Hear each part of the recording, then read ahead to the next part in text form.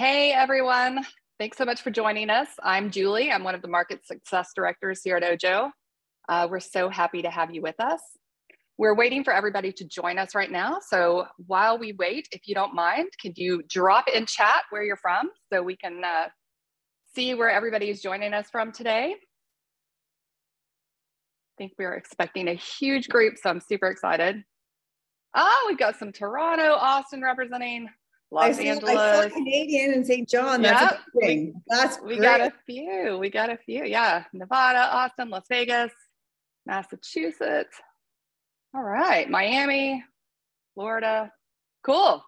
Okay. Well, lots of people joining very quickly. So I want to go ahead and get started. We want to have plenty of time with this amazing panel of speakers that we have today. And in case you just joined, I'm Julie Franklin. I'm one of the market success directors here at Ojo. Today, we are bringing together our US and Canadian partners for a really special masterclass to celebrate women leaders in real estate. And we are so fortunate to have this accomplished group of women and industry leaders here joining us. I know I'm personally really excited about it. So get ready to learn from the best, and be sure to prepare your questions for us for the Q&A that's going to happen at the end.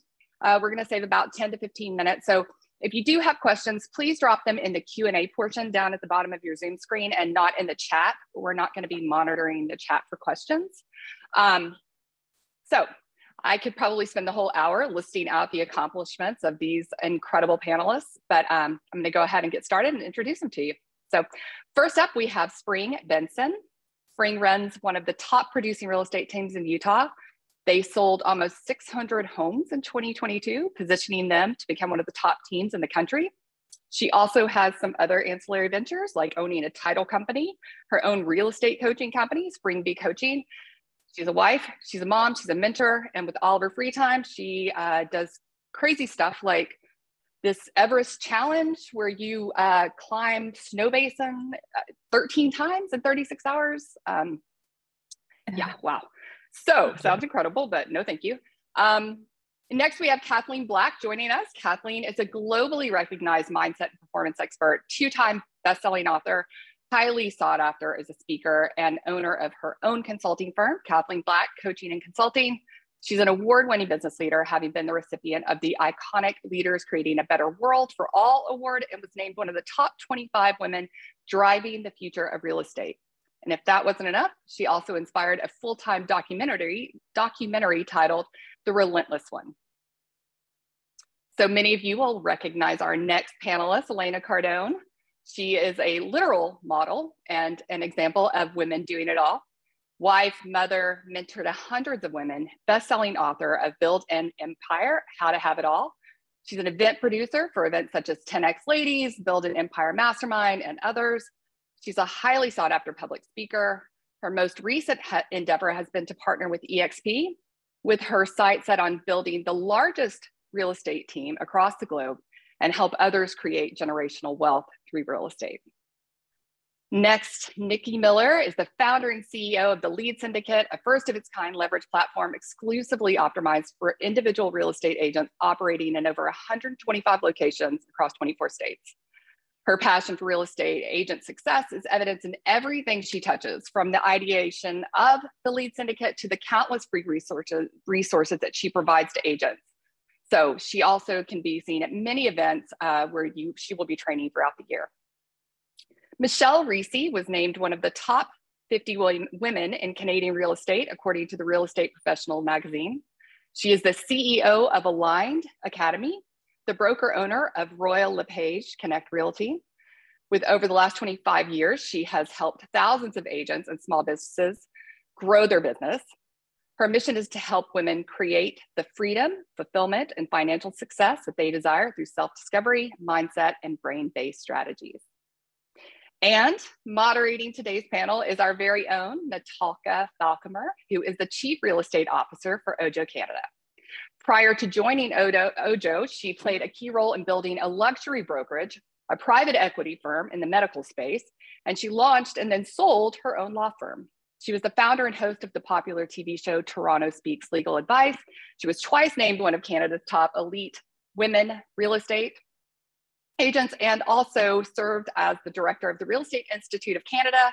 She currently serves as a board member and chair on the Ontario Trillium Foundation and is an advisor with the National Association of Realtors PropTech Venture Organization. So, as I said, an amazing group of women. Get ready. And with that, I'm going to pass it over to you, Natalka, to kick things off. Awesome. Thank you. And thank you to everyone who has joined us today. This is going to be a panel that is packed with wisdom. So having said that, I'm going to zip it and dive right into the questions because there's a lot that we can learn from the women here today. So the first question will be for all of you. So pay attention. When you began your career many years ago, did you imagine that you would be where you are today?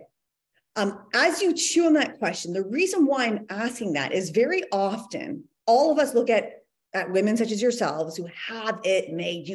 You seem to have it all together. And it appears that it's likely that you knew where you were going, you had no obstacles getting in your way, and you were able to execute on that vision. So starting with Michelle, I'm going to throw this question to you first. Throw me in the hot seat. Oh my gosh. Okay. Did I ever imagine I'd be where I am? Absolutely not. I say that with such humble honesty. I really, when I started out in the real estate industry when I was very, very young. And I happened to evolve in the industry through family business. But I tried my very best not to be in the industry.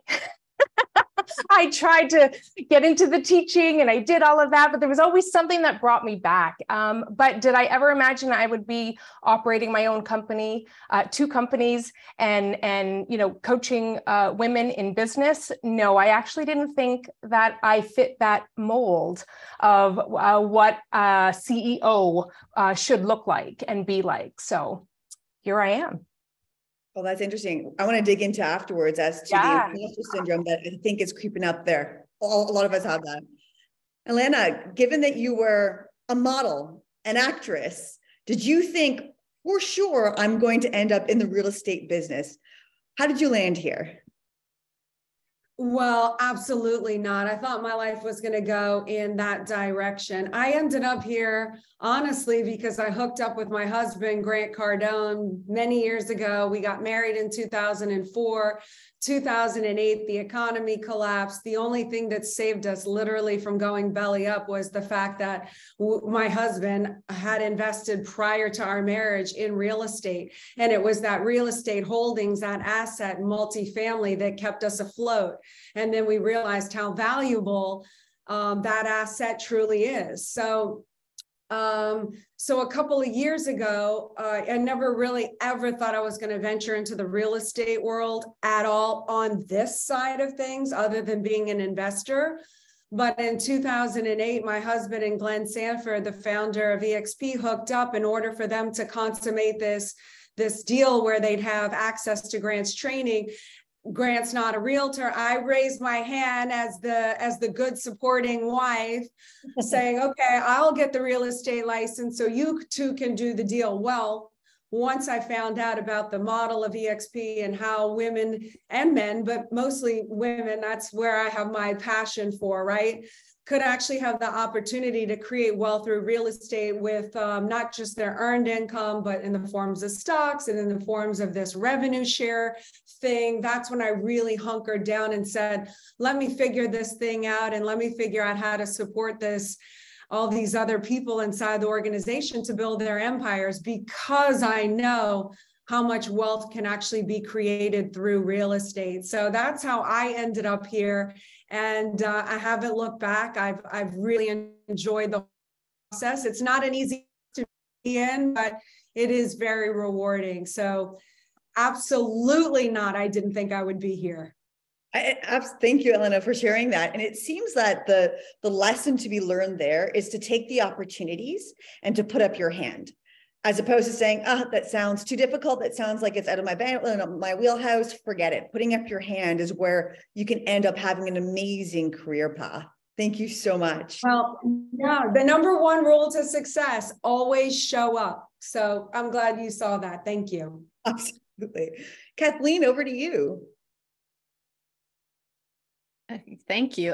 Yeah, I mean, I think just like Michelle and Elena, I definitely did not see myself in this. And to be honest, I resisted it. I mean, with my ex-husband, we were in investment properties and I was doing sweat equity. I had little kids. I was dealing with tenants and leases. And I was just like, I don't need another job. And in the end, I did get my license. Thank goodness I was pushed. Real estate really changed my life, saved my life. That's the truth of it. And thank goodness I was pushed. But as soon as I got into real estate, it put a lot of strain on my marriage. And I ended up going into the start of a very messy separation and divorce. And I found myself not being the breadwinner with 2 kids under 5. And, you know, I've got to say, like, I wasn't sitting there going, I want to be a top 1% producer in real estate. I was saying, you know, how am I going to feed my kids? Like, how am I going to pay rent? How am I going to have a place to live? Let alone, how am I going to have the time to cook it and clean up after it and make sure they're actually eating it? Right. But I had to make a choice. And you know what? I bet on myself because that's an option in real estate. And at the end of that first year, I sold 44 homes. I was a top 1% producer. I'm really proud of it. But did I think it was going to happen, let alone now coaching thousands of people? No, it wasn't even in my wildest dreams yet. I see Elena clapping Michelle as well, because I know, Michelle, your mom had a similar story about like necessity pushing her up against wall and saying, I got to get this done. And it's incredible. You hear this often with successful entrepreneurs and people generally, is that when you feel like you have no option, you make it work. You make it work. And that's a great lesson there. Thank you, Kathleen. Nikki, you're next, and then Spring. I'll answer this a little bit differently. I don't think I could have identified exactly what I was going to do, but I was very clear early on in my career, the woman that I wanted to be. And I knew the impact that I wanted to have on people. I knew the type of business that I was capable of creating. And I knew the world that I wanted to create around me, for myself, for my family, and for, you know, anyone that I was lucky enough to be in business with. So could I have named exactly what I do now? Probably not. And I did have a clear idea of who I wanted to be in this life, and then sort of built a plan to go and become that, right? And learn what I needed to learn, and got into the spaces I needed to get into, and got the mentors that I needed to have in order to become that person who would be capable of building, you know, what I'm now in the process of building. But I do love what you said earlier, Natalka, is that often in that process, we think that like when we start building big businesses, the skies open up one day and there are no more obstacles. Like we just figure out the way and we don't have to face any obstacles anymore and everything's really easy. And I will say the evolution that I don't think I ever would have been able to name early on, that I finally got to, is that the obstacles never go away. And in fact, the obstacles are the way. Like my business was created because of the obstacles I face as an individual agent, and finally looked up one day and said, I bet other individual agents are facing this too. I wonder if I could help them. So it sort of became this evolution for me that I leaned into the obstacles to allow them to guide me to become the person I needed to become, to find the solutions I needed to find, and build what I needed to build in order to help other people in that process too. Absolutely. And, you know, that probably resonates with a lot of people right now, given what's happening within the real estate industry. It's changing, it's fluctuating, it's getting more difficult to get buyers in, it's getting more difficult to get a seller in. To lean into like, to not walk away and say, well, you know, it's too hard, that would be a mistake. What I'm seeing with all of you on this panel, and what I know about all of you in this panel, is that there are problems and you run towards those problems, but you of course run to them with a solution. Awesome. Thank you, Nikki. Spring, over to you. Yeah, so absolutely not. I got married very young, at 21 years old, 22 years old. And I got my real estate license because I was going to be a stay-at-home mom and buy a few investment properties with my husband. And it looked super easy and kind of glamorous. And then one day we were at lunch, and I lived in a resort community, and the golf course was hiring somebody to work and sell their properties. And it was brought up that I had my license, and they were like, do you want to apply? And I thought instantly, no, like there's no way. And my husband was like, she'd be perfect for it. And I just remember kicking him under the table, like, what are you doing? What are you getting me into? But I got the job, and I'm so fortunate because it ended up creating an environment that was very structured. You had goals, you had to hit quota, all those things. And so it started my real estate career on the right path. From there, I was fortunate enough to just keep on growing and scaling. And then when 2008, 2009 hit, that developer went bankrupt. And that was when I had to make a decision. So learning to pivot and go into that short sale market. And that's when I had the opportunity to start building a team. And so to what Nikki was saying, at that point, I got very clear on what I wanted and hired the right coaches and the opportunities. But originally starting out, absolutely not. I had the goal to be a mom, and which I think is a harder job, honestly, and buy a few properties here or there. So awesome. Thank you so much. Thank you so much for that. And again, once again, it's showing up. Elena, as you said, just having to show up is a big piece of it. Then also continuing to execute, doing the work, right, is what gets you there. This next question has to do with the men that we come across in our careers. And this question will be for Spring and Elena as well. Elena, I'll start with you. Do you ever experience resistance when you're leading men, or have you? And if so, how do you manage that? I really don't. I've been asked this question a lot. So obviously it's real to some people that they experience this. For me, I always have the mission, where we're going, the targets in place. I respect men in the workplace. I show up in a professional atmosphere. I don't disrespect my male counterparts, but I am very demanding of the competency level that I expect, because I expect it of myself. I have the stats to prove, and where I've earned my right and my say, and where I don't, I will go to somebody for advice. I never try to pretend I know more, be more, whatever, but I have this ability to be able to get and really lead a team so that people around me are comfortable with the culture and the atmosphere and the guidelines with which we operate. And so really, the people that don't fit inside that culture and understand like what we are working for is not about an ego. It's about what is the project's gain, what is the function, what is the benefit that we want to provide a service of value to the recipient. And if you're not on board with that and you can't handle toughness, like I'm trying to win the Super Bowl game of life. I'm not trying to baby anyone's feelings, but I will never disrespect anyone. And for the people that can't handle like a good, strong coach in order to win, the game is about winning in life, not just personally, but also for our families, the team, the community that we serve and represent. So if those people can't handle that, they don't last long inside our environment, because they just can't handle it. So the people that we do have in our group are all on board, and they're all willing to be held accountable, as we all are. And that's what makes us greater and better. So I don't experience that, but I think it's because of the structure of the culture of what we expect in our group as a group member. That's why I don't have this sensitivity or ego or whatever that may be a long-term problem.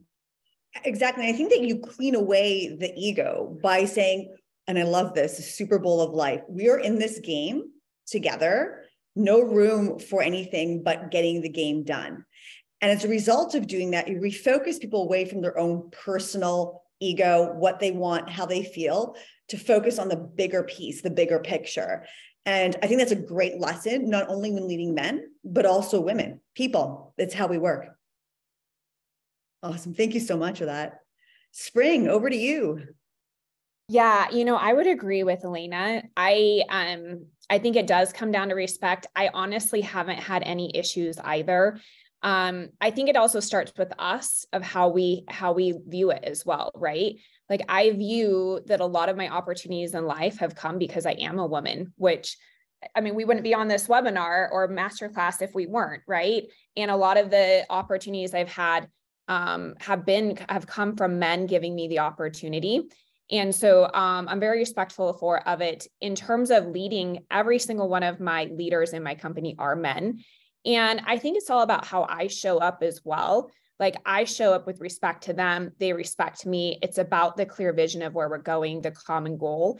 And it really has nothing to do with what I'm a male or if they're a male or if I'm a female. It really is the bigger picture to what Elena said. So I have never had an issue with it in any capacity, but I think a lot of it comes down to, I don't expect to have an issue with it. Like, I expect that it's normal and we're doing business, and it doesn't matter if it's a male or a female. Awesome. And that's great advice. Just neutralize it by focusing on, again, the bigger picture, the larger goals, same expectations for everybody. Yes. Well said. We're moving on to the next question. We're going to keep with the theme of leadership. And in fact, I see one of my favorite leaders here, which is Chris Heller. He's been an amazing mentor of mine, and that name probably rings a bell for many of you. And he knows, and he's going to understand where this question comes from, because this is a very self-serving question. And the question will be I'm going to focus on Nikki and Kathleen, and then Michelle, you'll be the next question after that. So how do you balance getting the point done, being powerful without hurting, and balancing that with the desire to be liked? Like, a lot of women, we do have that desire to be liked. So how do you balance, again, making sure that you get the point across, that you do lead? And sometimes, Elena, to your point, you have to lead with authority, right? And how is it that you balance against the concern of hurting people's feelings or upsetting them? Nikki, we'll start with you, then Kathleen, you're next. I think this has been an evolution for me. I think if you had asked me this 5 years ago, I would have said that I was looking to strike a balance. And now at this phase of my career and running my business, I'm just pretty clear that the way I lead is very clear for my people. I'm crystal clear on where we're going. I'm crystal clear on what our standards are. And if me asking you to abide by those standards infringes upon your liking of me, then we're just not the right fit. Like, it's okay if you don't like me, but you don't get to stay here. You can go and be average somewhere else. You can't do that inside my organization. So I'm unwilling to risk the health of my organization or the success of the people that I've made promises to provide an opportunity for them over my ego, because frankly, being liked, that's really all that it is. And so I think for me, the closer I get to my truth and who I am and what I feel is right and what I feel is authentic to my organization, the less I care whether someone doesn't like me or not, because ultimately then I'm being guided by their compass, which is just very quickly going to, point me north into their direction, into a place that I probably don't want to be, because they don't like me by way of their standards. I like me by way of my standards. And that's really all that matters to me. Yeah, a big theme there is like, know who you are, like who you are, fall in love with yourself first, and then be okay if someone decides that they don't want to follow that. Another key point is, if you don't follow who you are, you're going to follow somebody else in a direction you don't want to go.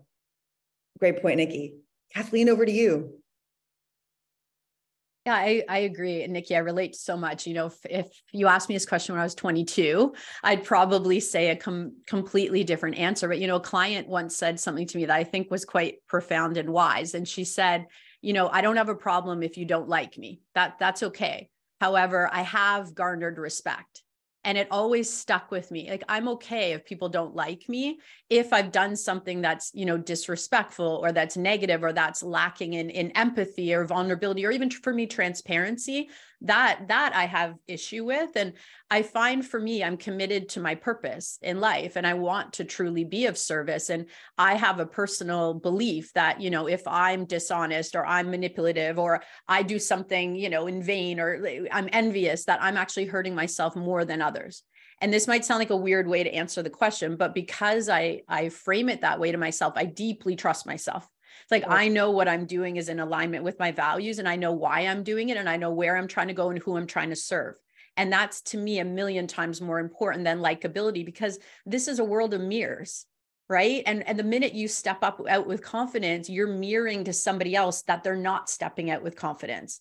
And that's not my journey. I can't stay back to try to help others go forward. I go forward to help those who are willing to step forward with me do it with greater ease, just as other women have done for me ahead of me. So I don't worry about the likability. I don't worry at all. I just try to constantly realign. Nobody's always aligned, right? Constantly realign and make sure I respect myself. And as long as I respect myself, I'm good to carry on with my mission personally.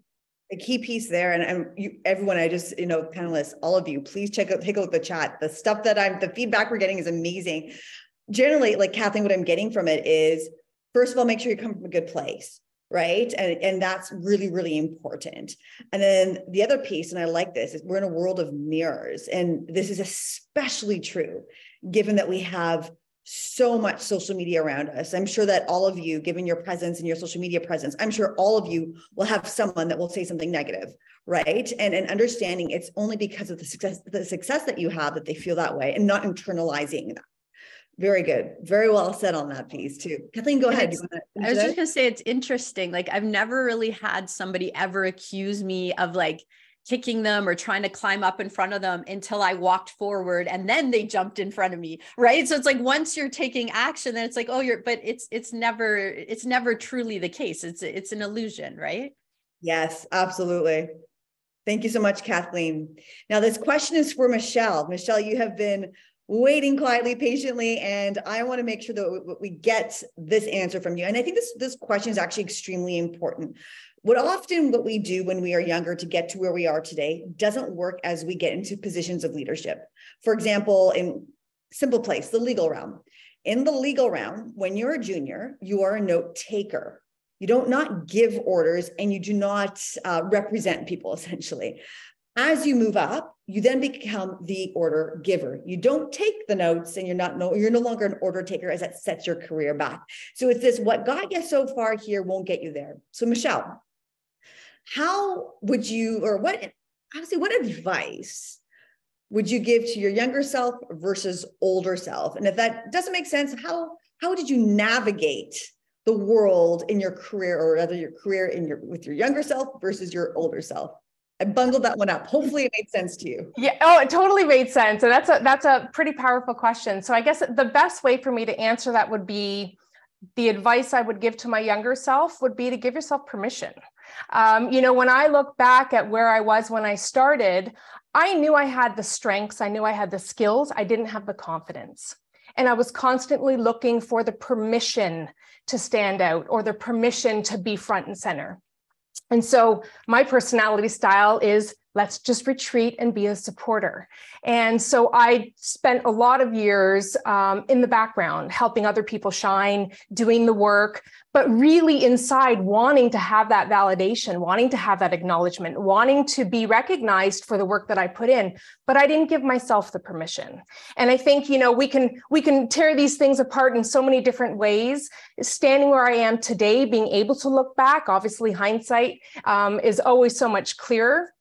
But I think it really comes down to, when you start out in anything, there is an element of earned respect. You have to put in the work. You have to learn and grow. You have to be able to take on tasks that maybe aren't up here yet. But in order for us to kind of move ourselves up to where we see ourselves, to where we're a best fit and where we can serve people, I really do believe a lot of that comes from us starting out with ourselves. Being able to give ourselves the permission to say, you can do this, not waiting for other people to open the door. You open the door. Earlier comments, not waiting for somebody to pick you. You raise your hand and say, hey, I can do this. I want to do this. Give me a try at it.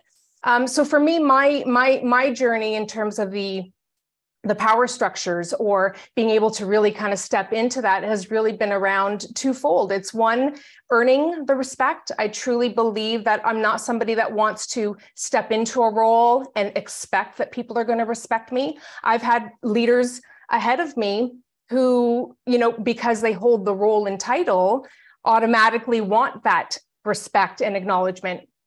And I do believe, whether that's traditional side of me or not, that there is an element of earned respect, that you do have to do the work and put in the time and be able to have the results to show for it. So I think it's twofold. I think it's one, being able to earn the respect, earn the position, do what needs to happen, have happen for you to get to where you want to go. And the second piece to that is give yourself permission, because you deserve to be in all the same rooms as other people if you allow yourself to be. Thank you, Michelle. And one thing, when I was younger, I'd say, no, I don't know, I'm not good enough for that, and I shouldn't put my hand up. And my grandmother would always say, why not you? Why not you? And asking yourself, well, why not me, will sometimes prompt you to actually put up your hand. So much easier when you can say, if it's not about me, what would I do? Yeah. And that's a really great sort of guiding principle. Thank you so much. Thank you, Michelle. So this one was rated the top question to ask, believe it or not. And I thought we've talked about this next topic exhaustively, but I think it continues to come up. And this question is for everybody. And I'll start with you, Spring. Imposter syndrome. Have you ever had it? And if you have, what did you do? If you haven't, how do you make sure that you don't feel like an imposter? Spring, go ahead. Oh, yes, I've definitely had it. And I still do. I still have things come up that I'm like, oh my gosh, can I do that? Right. And even a couple of days ago, you guys, I had an opportunity and I was like, no way. The reality of it is every time that comes up, I just think about why not me? Just to your point that you said, like, why not me? Why can't I do that? The only thing that's holding me back is myself. And I always also say to myself, I'll take a step back and look at it from a third party. And I think, well, at least I'm getting in the arena. And the only reason we have imposter syndrome is because we feel like we're being judged by other people. And so for me, I'm like, I'll always take a step back and say, at least I'm putting myself in the arena. And if somebody's going to judge me, if I'm going to quote unquote fail, at least I'm the one who tried and put myself out there. So every time I feel it, that's exactly what happens. I'm like, okay, I'm going to go for it and release expectations and we'll see how it plays out. It's giving yourself permission to fail.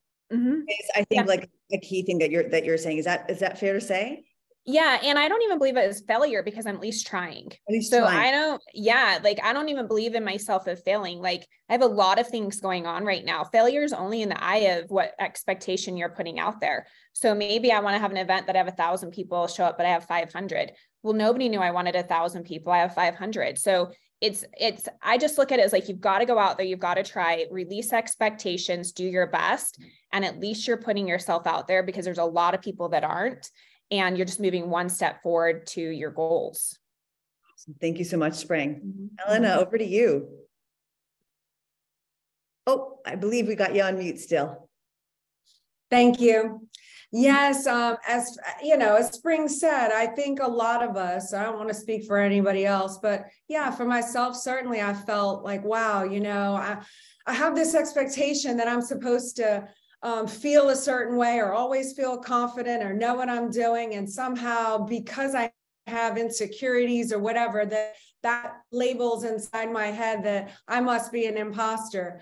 But I really analyze this because you're right. This does come up a lot. And so I realized, look, pretty much as a generality, we all feel the same way. And then I looked at it even further.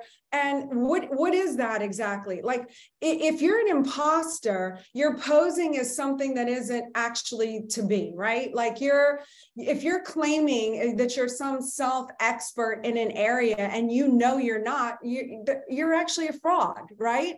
But there's nothing wrong with claiming something and saying, this is where I'm at. I'm a brand new realtor. I've only been a realtor for 2 years, but I'm not an imposter. I'm learning, I'm self-educating, I'm surrounding myself by the right people. I'm guiding people. I'm not pretending to be something that I'm not. However, I'm not stopping what I want to do based on my own insecurities.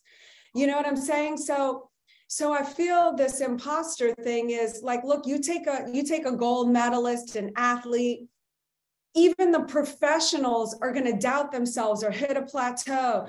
You're constantly trying to become better than where you're at. So you're always going to feel in this situation in life that you're not there yet or where you want to be. But that doesn't discredit how much time and energy you've already put in. Like, you're constantly gonna evolve. So give yourself permission to evolve and just know that other people are experiencing their own insecurities. But if you just continue to, have courage in the face of fear to keep putting that next foot forward, you're not an imposter. You're just experiencing the growth of what it means to expand yourself in that role. Well said. Very well said. I remember reading a study some time ago in which women are more often to not apply for a job because it's a stretch versus men. And I don't know if that still holds true, but what I love about what you said is, wait a second, take a step back. You're not supposed to, like, first of all, we're not pretending that we are something that we are absolutely not. Like, I'm an accountant, let me do your taxes for you. I'm not fraud, right? So we have to like break apart this notion of imposter syndrome from like actual real fraud, right? So number one. And then number two, make sure that first of all, acknowledge other people feel the same way and understand that you're stretching yourself. And that's just part of what it feels like to stretch yourself. And like I said earlier, many men apply for that role, and that's expected. It's expected for you to be stretching yourself in a role that you don't have all of the skill sets. Otherwise, how do you grow into that role? It doesn't make sense. You always stay here. Thank you so much. Awesome. Yeah. Kathleen, you're next. Then Nikki and Michelle. Yeah, I mean, I love this so much. And I want to take a bit of a, in high performance, we think the opposite is like laziness or apathy, and it's not. The opposite of high performance is toxicity. It's enablement. And we're in a culture or an industry where there is toxicity. I mean, there are imposters, there's pretenders, and then there's performers. And right. I think we need to think about this for a second. The pretenders that are operating in toxicity, they aren't suffering from imposter syndrome. They aren't worrying, do I have enough? Imposters don't think about, am I credible enough? They're just showing up with entitlement.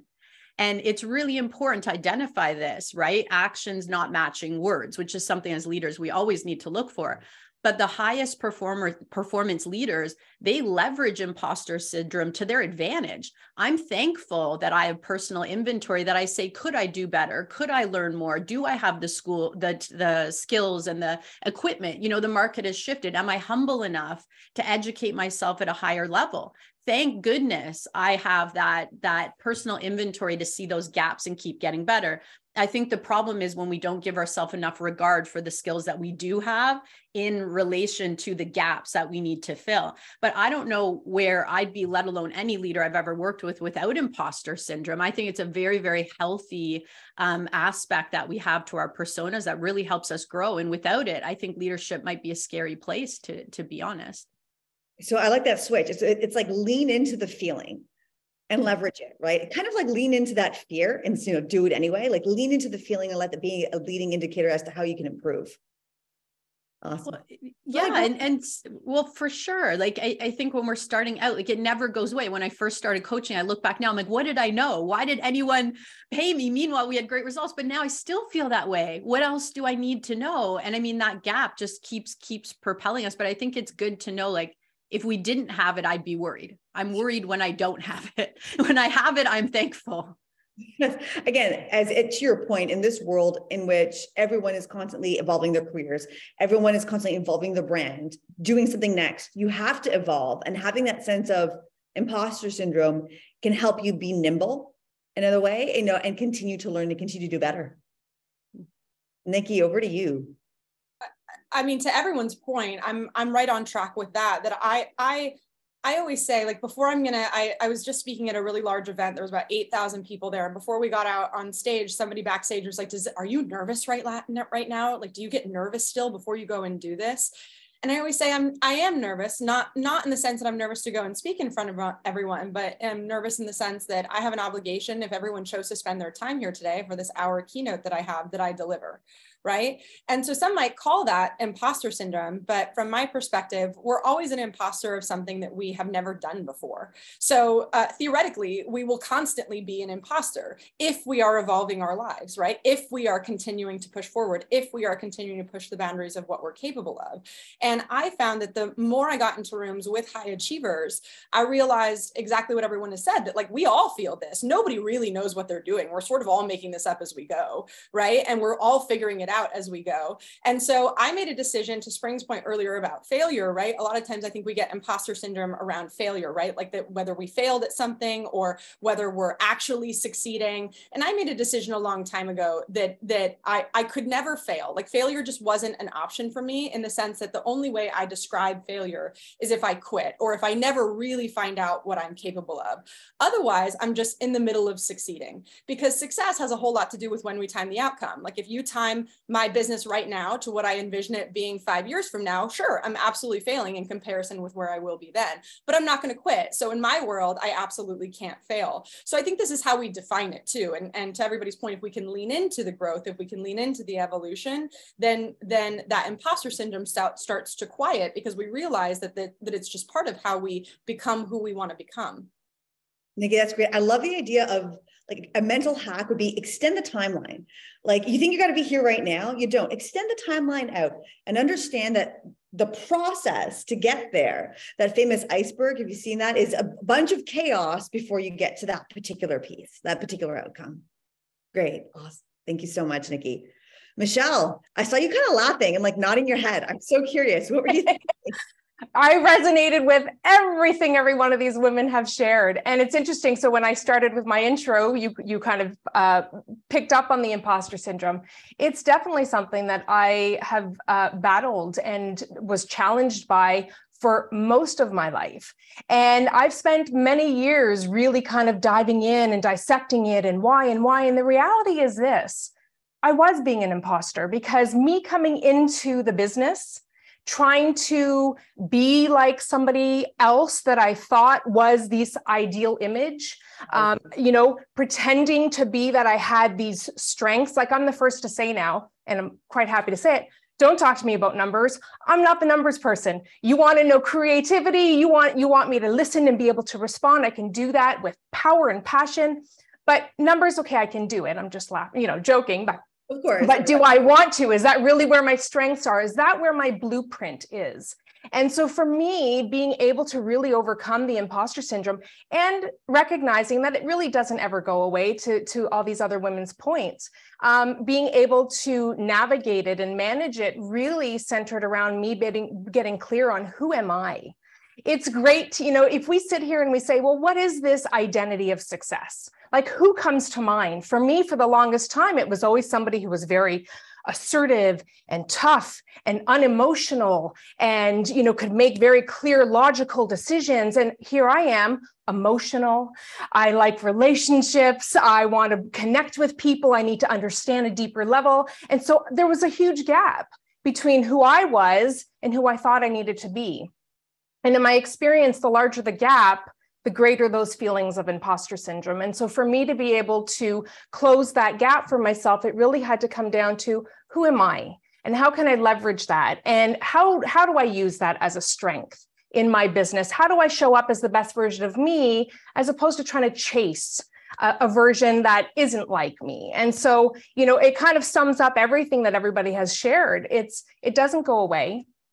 It's always going to be there. It's a response to fear.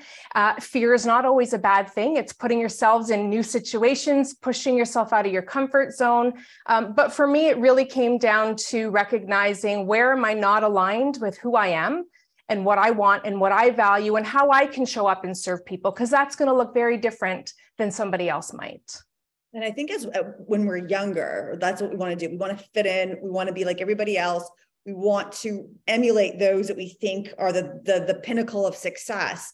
And in doing so, we get lost. And then we reinforce the sensation of being a fraud in that particular circumstance. I think there's a great saying, be yourself, everybody else is taken. Exactly. And that's something to remember for all of us. Thank you, Michelle. We are getting close on time. I can't believe it. This was I could go for hours. And everyone else is like, please don't. But I won't do that.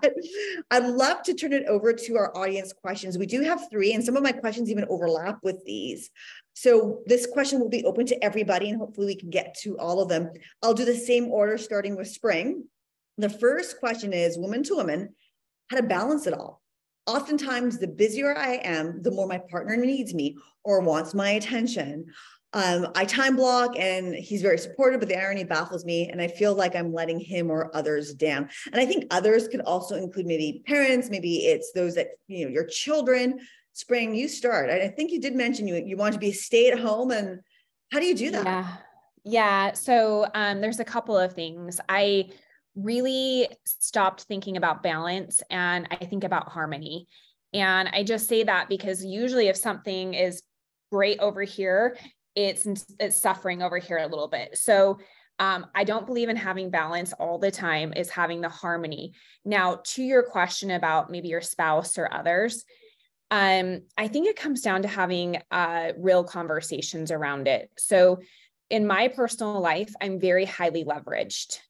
We have people who clean, cook, do all those different things, because at the end of the day, my husband doesn't care who does the laundry or who cooks the meals or who cleans the house.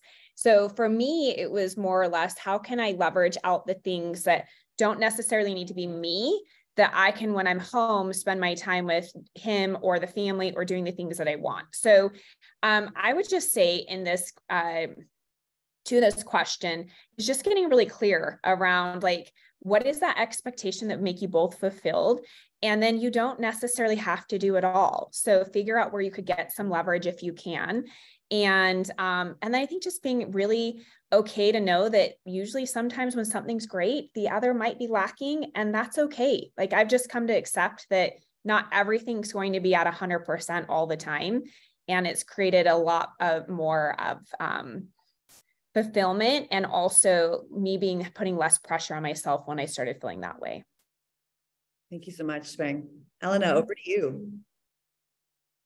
Yeah, I love what Spring said. I operate the same way. I stopped comparing myself, and the idea of the concept of the work-life balance to me always put me at this disadvantage of where I thought everything had to be perfect and I had to feel happy about everything, and I don't have a lot of motion and random stuff coming at me. And one day I said, you know what?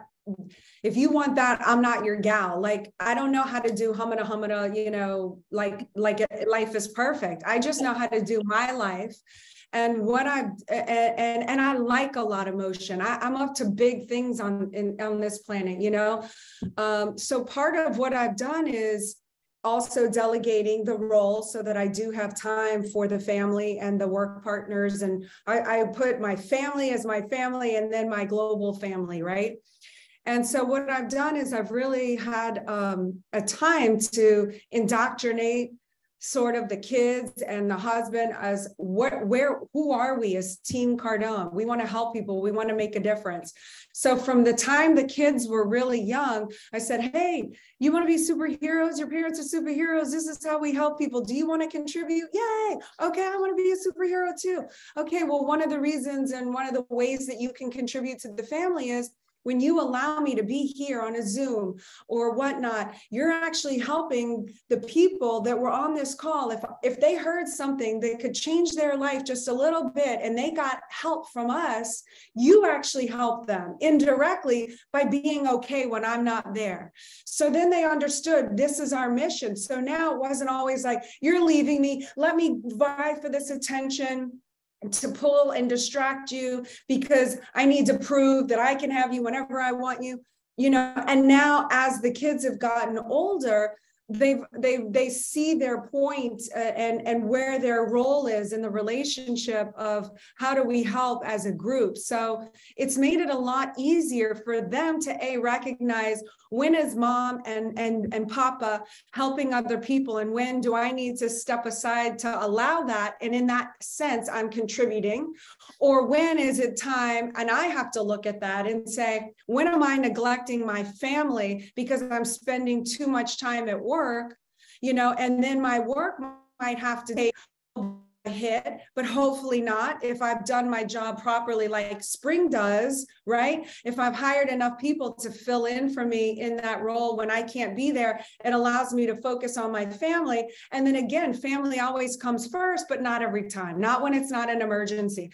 So if my kids want my time because they're bored, then I have to have done a good job with putting somebody in the role that can artfully take them away and get them busy on a project when they don't really need me, but they just wanted me because they were bored. So that's how I've been able to do it. And I'm a master juggler, not a balancing act as well, like Spring, you know, I'm a juggler. Whatever is the ball that needs to be caught, that's the one that gets my attention full.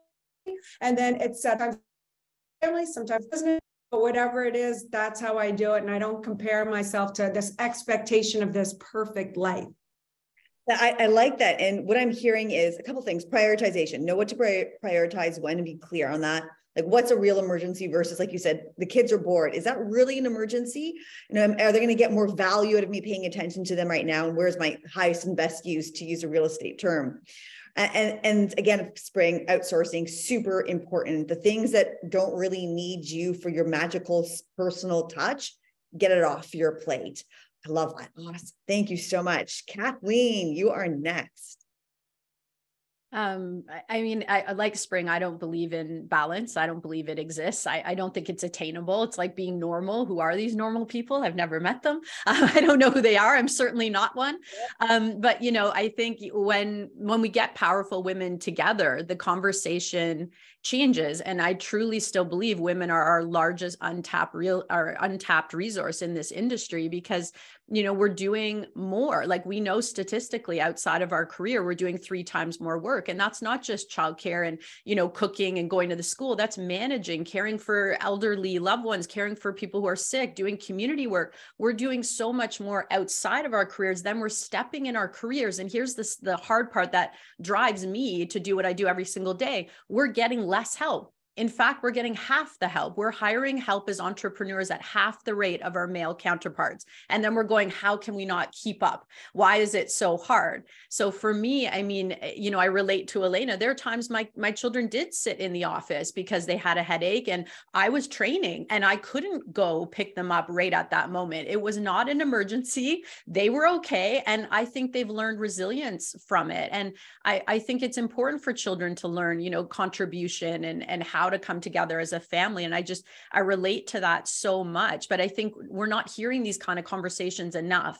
And I think other women need to hear that and go, oh, wait, it's okay. Because when I was first in real estate and I had young kids, there was so much judgment. And I can't tell you how freeing it was to realize the same people who are judging me and telling my kids that I should be doing this, that, and the other for working so hard were the same people who would judge me if I was on social services or welfare or whatever it's called for you. So I chart my own course on my terms, my way, and I trust that. And I think it's a message, like, I think it's a freedom all women deserve to have. And it's going to allow us to contribute more, not just in business, but as mothers, as partners, you know, as contributors to our community and our world, for sure.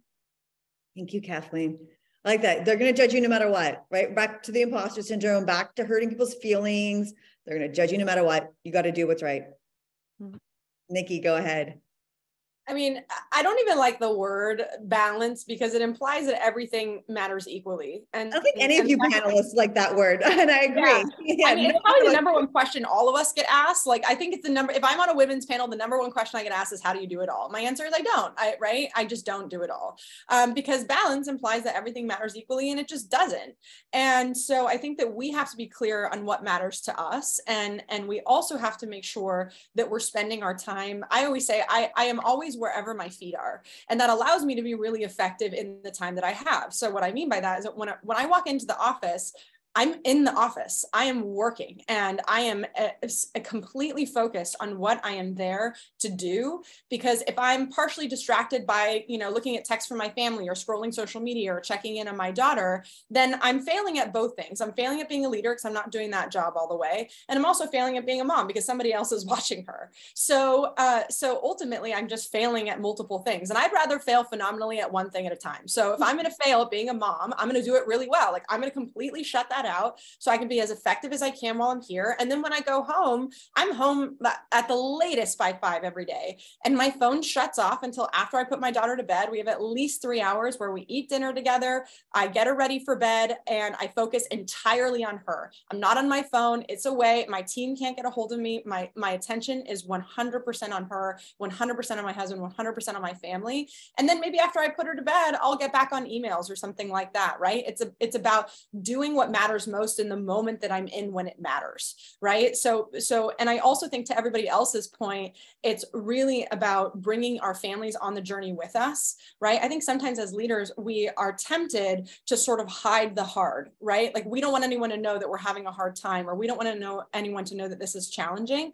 I have conversations with my family about what's happening in my business. And I have conversations with my 2.5-year-old. She doesn't have a clue what I mean, but I'll continue to have conversations with her as she grows, right? This is what mommy is doing. This is what mommy is trying to build. This is the impact that mommy is trying to make. And this is how mommy is growing as a human being, because our kids don't listen to what we tell them. They listen to what we show them. And my responsibility as a mom is to be a model for her, to show her what is possible in this life if she chooses to apply herself. So that's really my focus around, around my parenting journey, but also how I interact with my business and everything else. It doesn't all matter equally. And to Spring's point, it's always about being in harmony with all of the things. Yeah. Again, the word balance, I think that's something that many of us have said, forget it. Right. And it's what's so wonderful about today is that we had now admit it, right? How difficult it is to be a mom, how we don't always balance, how there are times when we prioritize. That used to be something that was so taboo to say out loud. And I think it's so liberating for women for us to sit here and say, no, I don't balance. Like, this is how I do it. Laser focus here. Get the family to understand the goals that you're aiming for so that we are all, again, rowing in one direction, heading towards the same finish line. Can I just say something, like, just really fast? Yeah. I also think that believing this lie is a really fast way to never find out what you're actually capable of. Like, if I wanted to convince a whole group of people to not fulfill their potential, I would convince them to be perfect, because it's an unattainable goal, right? It's literally not possible. So they would beat themselves up and never move forward because they would be convinced that something was wrong with them because they couldn't do everything perfectly. Like, that's how I would keep someone from fulfilling their potential. So next time you think that that's who you have to be or what you have to do, just remind yourself that it's literally the blockade to fulfilling who you were born to be. It's actually, and that whole principle about perfection, if you tell your children they have to be perfect, you're so wonderful, there actually are studies that show that they don't excel. It's the lowest possible standard because they can't achieve it. Yes. Thank you, Nikki. Michelle, over to you. My gosh, what is there left unsaid? I reiterate everything that these women have shared. I think, I'll do my best to summarize it. How's that? I think, we've all agreed that balance is non-existent. And I think balance can easily be equated to perfection. And the minute you are striving for perfection is the moment you are literally closing the door on your potential and what's possible and your dreams. And I think the only thing I can share is, once upon a time when I had my kids were very young, that's exactly what I strived for, was to be the best in everything, the best mom, the best partner, the best business person, until I call it the what's for dinner scenario. And I sat there in my kitchen trying to manage the dinner prep and the homework and the emails. And my husband walked in and lovingly said, "What's for dinner?" And I crumbled to the floor, because it was in that moment that it was like, it was my doing.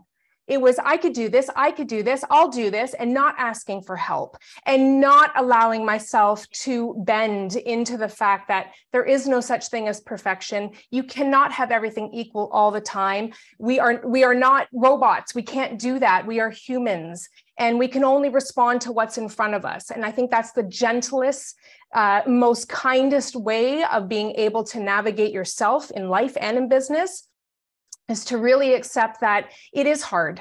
It's not easy to have all of these facets of our life and be ambitious and strong women. That, everything is possible, but maybe not all at the same time. And so I think when it comes to prioritizing, or the time management, the work-life balance, I think it really comes down to prioritizing. And it's really recognizing what is important. We can't be everything all at the same time to everybody. So you can be a good mom. You can be a great, successful business person. You can be a wonderful partner. You can have ambitions and dreams, but there has to be a priority sequence. And first and foremost, it has to be you at the front of that. Being able to acknowledge, what am I capable of? What am I willing to sacrifice on in order to get this? And really just being kind. And I think if I can leave anybody with anything, it's to understand that, none of us got here alone. And yes, we don't talk about these things often. As much as we talk about them often, we don't talk about them enough. And I think that the more that we can do forums like this, the more that we can get together and share and just let somebody else hear, hey, you're not the only one that had a meltdown in your kitchen while your kids are writing on crayon on your wall, right? Like, you're not alone in that. And I think just that alone will help people volumes in being able to just manage and navigate everything that they want. With that said, the last comments from all of you were so not only inspiring, but touching as well. There's nothing more that we could possibly say today. And good news is that we're at time as well. Thank you all for your attention today. I really hope we do a round two. I feel like we're just like scratching the surface as far as wisdom here. It has been a pleasure to not only have everyone's attention, but also to have all of you panelists here together. I would be remiss to say, or not to acknowledge Patty, Julie Franklin, and Jenna Houston as well for their hard work in getting this together. Thank you so much to you and the Ojo team. Look out for your emails. There'll be a lot more information about spring. Elena, Kathleen, Nikki, Michelle as well, and some tips and tricks that we've gleaned from this conversation. So check those emails. Make sure to follow our lovely leaders here today. Have a wonderful rest of your Wednesday. Thank you so much. Bye, everyone.